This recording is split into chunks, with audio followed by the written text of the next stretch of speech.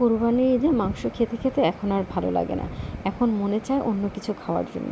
তাই বাজার থেকে কিছু বড় চিংড়ি মাছ, কিছু গুঁড়া গুঁড়া চিংড়ি মাছ নিয়ে আসা হয়েছিল। তো গুঁড়া গুঁড়া চিংড়ি মাছ না খেতে আমার কাছে খুব ভালো লাগে। পরিষ্কার করতে একটু ঝামেলা। তারপর সেটাকে আমি রান্না করলাম দোন্দলের সাথে। এক কথায় বলা যায় দোন্দল চিংড়ি রান্না করেছি। এই তরকারিটা রান্না করতে গরম তেলে পেঁয়াজ কুচি, রসুন কুচি দিয়ে ভালো করে ভেজে নিয়েছি। পরে ধুয়ে রাখা, পরিষ্কার করে রাখা চিংড়ি মাছগুলো দিয়ে সেটাকেও পেঁয়াজের সাথে খুব ভালো করে ভেজে নিলাম। তারপর হলুদের গুঁড়ো, মরিচের গুঁড়ো এবং লবণ দিয়ে সেটাকে খুব ভালো করে চিংড়ি মাছগুলোকে কষিয়ে নিয়েছি। তো চিংড়ি মাছ কষার মধ্যেই দিয়ে দিলাম পরিষ্কার করে রাখা দন্দুলগুলো।